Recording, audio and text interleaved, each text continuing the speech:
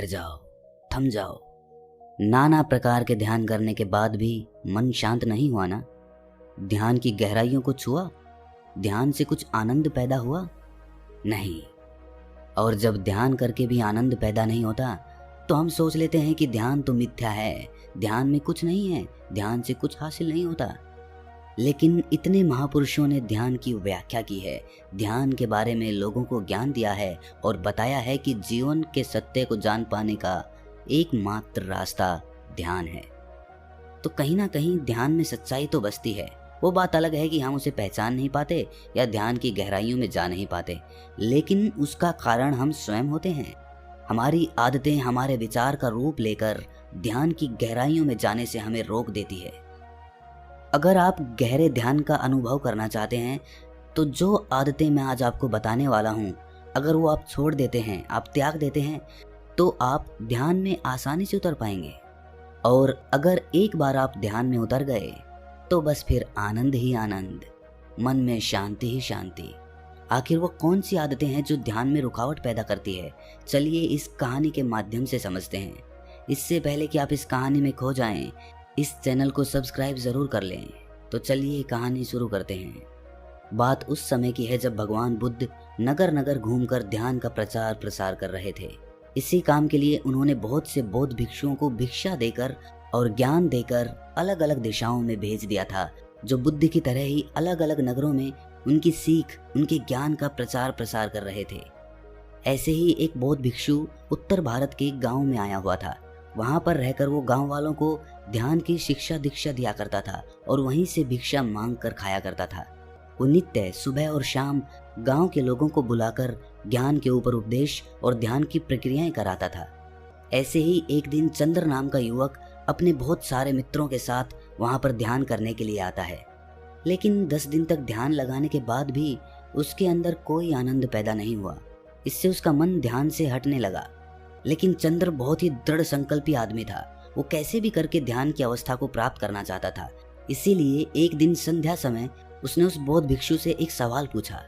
चंद्र ने कहा कि गुरुदेव, आप हमें ये तो बताते हैं कि ध्यान करने के लिए किस तरह की जीवन शैली अपनानी चाहिए, क्या क्या काम करने चाहिए, क्या क्या आदतें अपनानी चाहिए, आप हमें सब कुछ बताते हैं, लेकिन फिर भी मैं ध्यान में नहीं उतर पा रहा हूँ। क्या आप मुझे वो आदतें, वो चीजें बताने की कृपा करेंगे जो मुझे ध्यान के लिए अपने जीवन से हटा देनी चाहिए? मतलब वो आदतें जो मुझे ध्यान में गहरे उतरने के लिए छोड़ देनी चाहिए। ये सुनकर वो बौद्ध भिक्षु कहता है कि अक्सर इंसान को लगता है कि मैं 1 घंटे ध्यान में बैठूंगा और ध्यान में बहुत गहरा उतर जाऊंगा, और वो जब 1 घंटे ध्यान करता है तो उसे कुछ गहराइयां हासिल नहीं होती। अब समझने की बात ये है कि ध्यान कोई खेल, कोई काम नहीं है जो आपको 1 घंटे ही करना है। ध्यान जीवन जीने की शैली, जीवन जीने का तरीका है। इसीलिए जीवन के हर कार्य में ध्यान का होना बहुत जरूरी है, वरना तो आप 1 घंटे के ध्यान में कुछ भी हासिल नहीं कर पाएंगे। अक्सर लोग ध्यान की एक दिनचर्या बना लेते हैं।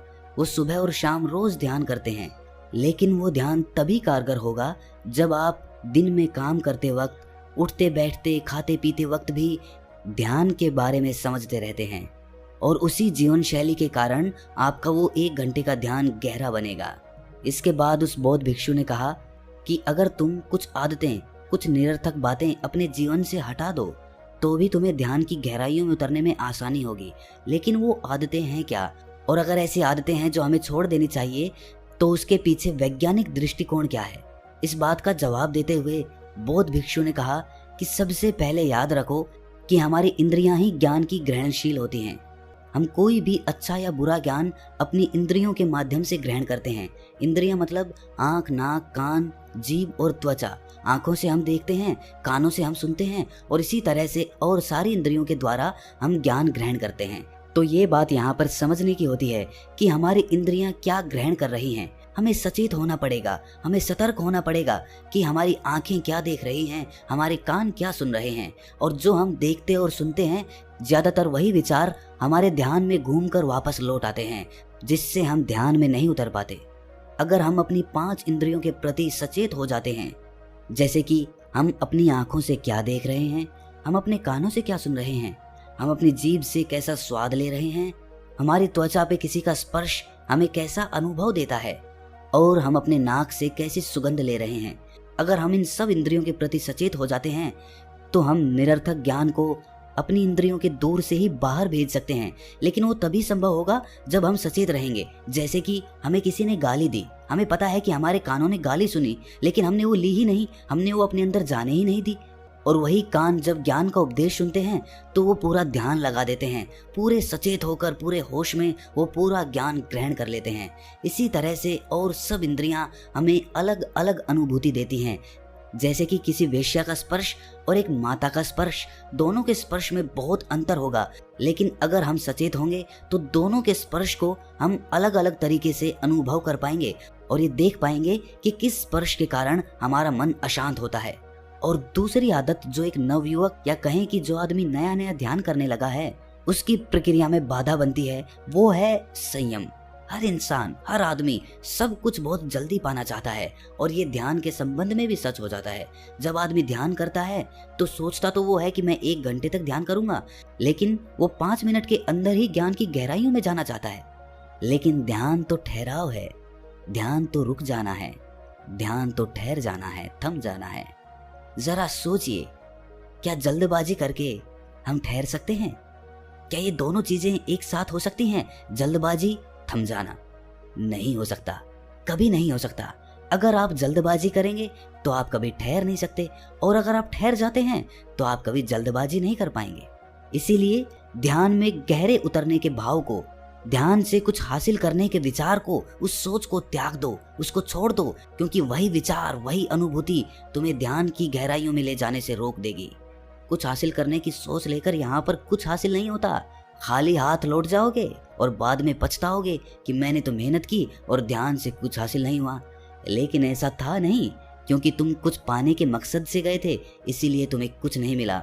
और जिस दिन तुम कुछ पाने के मकसद से नहीं बल्कि कुछ देने के मकसद से ध्यान करोगे तो तुम ध्यान की गहराइयों को छू पाओगे, तो तुम्हें अनुभूति होगी कि ध्यान क्या है और ध्यान का आनंद क्या है।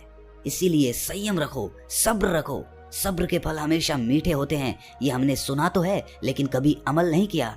लेकिन अगर जीवन के आनंद को अनुभव करना है तो संयम और सब्र ये आपको अपनाना होगा और जल्दबाजी की आदत छोड़नी होगी।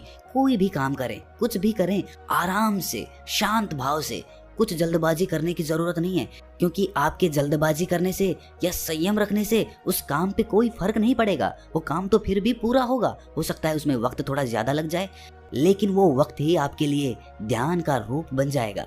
इसीलिए संयम रखें, सब्र रखें और सब्र से ही हर काम करें। तीसरी आदत जो आदमी को ध्यान की गहराइयों में उतरने के लिए छोड़ देनी चाहिए वो है कि ज्यादा लोगों से दोस्ती। जी हाँ, आपको सुनने में ये अजीब लगता होगा, आपको तो लगता होगा कि ज्यादा से ज्यादा दोस्ती करने से हमारा वर्चस्व फैलेगा, लोग हमें जानेंगे। लेकिन ध्यान के संबंध में ये आदत आपके रास्ते में बाधा बन सकती है। अब सोचिए, ज्यादा लोगों से दोस्ती कैसे बाधा बन सकती है? जब आप ज्यादा लोगों से दोस्ती रखते हैं इसका मतलब ये है कि आप अपने एकांत का आनंद नहीं उठा पा रहे। आपको खुश रहने के लिए, जोश में रहने के लिए और लोगों की सहायता चाहिए होती है, और इसीलिए आपने बहुत से लोगों से दोस्ती बना रखी है। लेकिन वो दोस्त या वो दोस्ती आपको अपने एकांत तक नहीं पहुंचा सकती, आपको अपने आनंद तक नहीं पहुंचा सकती, क्योंकि वो दोस्ती आज नहीं तो कल खत्म हो जाएगी। उसके बाद आपको अकेले ही रहना पड़ेगा।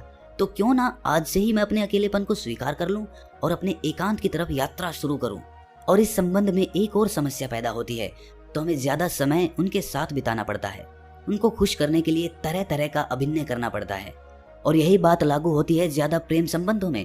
जो आदमी बहुत ज्यादा प्रेम संबंध रखता है, मतलब बहुत ज्यादा औरतों के साथ संभोग करता है, उनके साथ रहता है, ऐसे आदमी के चित्त से भी शांति गायब हो जाती है, क्योंकि उसका दिमाग और उसका मन उसी तरह फटका रहेगा, उसी की ओर आकर्षित रहेगा। और आज नहीं तो कल जब वो ध्यान में बैठेगा तो उन्हीं के चित्र, उन्हीं दोस्तों के, उन्हीं औरतों के वो बार बार हमारे ध्यान में घूमते रहेंगे।